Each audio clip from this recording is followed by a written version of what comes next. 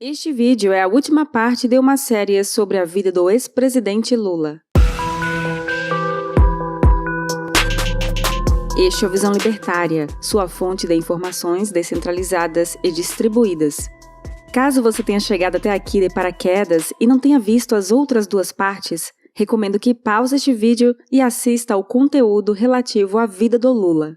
Nos vídeos anteriores, a carreira política de Lula foi abordada e toda a sua trajetória até a presidência foi exposta. Alguns escândalos relativos ao seu primeiro mandato foram explicados, mas para este vídeo, o maior deles será abordado: a Operação Lava Jato. A Operação Lava Jato se iniciou por meio de uma despretensiosa investigação da Polícia Federal em um posto de gasolina ligado a Alberto Youssef, um nome conhecido por antigos casos de corrupção na época do Mensalão. Ele movimentava muito dinheiro, pois era um doleiro e trocava reais por dólares de forma escondida da polícia. Caso queira saber sua história, veja a série da Netflix O Mecanismo. Em 2013, durante algumas investigações, a Polícia Federal monitorou as conversas por telefone e descobriu que Youssef deu um carro Land Rover Evoque ao diretor da Petrobras, Paulo Roberto Costa, como pagamento de um serviço. Eles tinham um sistema de desvio e lavagem de dinheiro, que é o processo de ocultar o verdadeiro destino do dinheiro perante a polícia. Os envolvidos aceitaram colaborar com a polícia para ter uma pena suavizada e apresentaram provas de que outros políticos e empresários estavam envolvidos no esquema. O esquema consistia em grandes empreiteiras organizadas em cartel que pagavam propina para altos executivos da estatal e outros agentes públicos. As propinas movimentavam bilhões de reais por meio de licitações superfaturadas. Em um cenário normal, empreiteiras concorreriam entre si em licitações para conseguir os contratos da Petrobras, e a estatal contrataria a empresa que aceitasse fazer a obra pelo menor preço.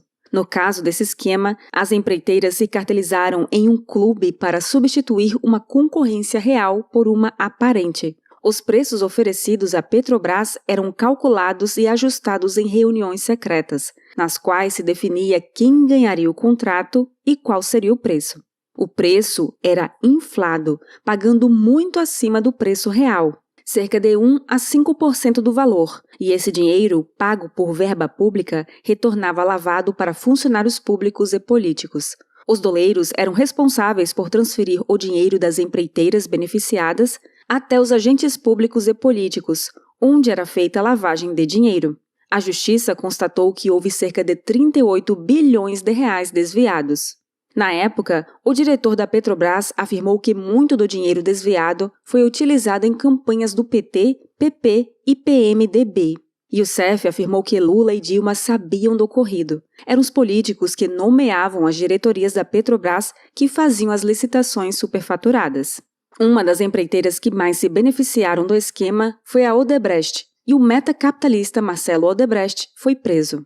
Ele fez uma delação premiada, apontando outros nomes que sabiam e se beneficiavam da operação, como José Dirceu, Temer, Palocci, Eduardo Cunha e Lula. A Operação Lava Jato levou para a cadeia muitos empresários e políticos, como Sérgio Cabral, ex-governador do Rio de Janeiro, e também o empresário Eike Batista, Eduardo Cunha, entre outros. Muitos não foram para a cadeia por conta de foro privilegiado, como Aécio Neves e Fernando Collor. Inclusive, foi por meio de foro privilegiado que Dilma tentou livrar Lula dos crimes, colocando ele como ministro-chefe da Casa Civil em março de 2016. Dilma teve seu telefone grampeado e foi divulgada pela mídia sua conversa com Lula. Alô? Alô? Lula, deixa eu te falar Fala, uma querida. coisa. Ah. Seguinte, eu tô mandando o Bessias junto com o papel pra gente ter ele e só usa em caso de necessidade, que é o termo de posse, Aham. tá? Ah, tá bom, tá bom. Só isso, Ao você mesmo- espera tá aí bom. que ele tá indo aí, Tá bom, tô aqui, fica aguardando. tá? Ela foi impedida de dar foro privilegiado ao ex-presidente. As empreiteiras, em delações, declararam que doaram quase 100 milhões de reais para as campanhas de Dilma e Aécio, na eleição presidencial de 2014. Também foi descoberto nesse período que o BNDES, banco estatal, financiava, de 2003 a 2015, caras obras públicas em países ligados ao governo, muitas delas em países autoritários e antidemocráticos. Foram gastos cerca de 3,3 bilhões de dólares na Angola, 2 bilhões de dólares na Argentina, 1,5 bilhão de dólares na Venezuela, 685 milhões de dólares no Equador e 656 milhões de dólares em Cuba. Todos esses países eram governados por membros do Grupo Socialista Foro de São Paulo. Além disso, outra forma de ajudar as ditaduras aliadas foi no governo Dilma por meio do programa Mais Médicos, em que médicos cubanos vinham trabalhar no Brasil. 70% do que eles ganhavam eram descontados do salário e iam diretamente para Cuba. Em abril de 2018, Lula foi finalmente condenado a 9 anos de prisão e foi preso por corrupção passiva e lavagem de dinheiro. Segundo investigações e delações, Lula recebeu um apartamento triplex no Guarujá como propina da OAS e um sítio em Atibaia como propina das empreiteiras OAS e Odebrecht. No documento de posse das propriedades não aparece o nome de Lula, pois, obviamente, ele fez ocultação de patrimônio para não levantar suspeitas e as propriedades continuaram em nome da OAS.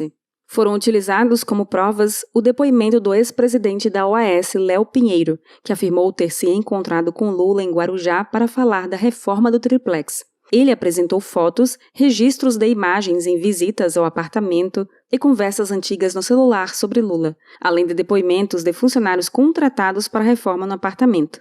Documentos e comprovantes bancários sobre o triplex foram encontrados pela polícia rasurados na casa de Lula. Havia também depoimentos, antigas planilhas internas da Odebrecht, documentos fiscais e anotações de executivos associando o sítio de Atibaia a Lula.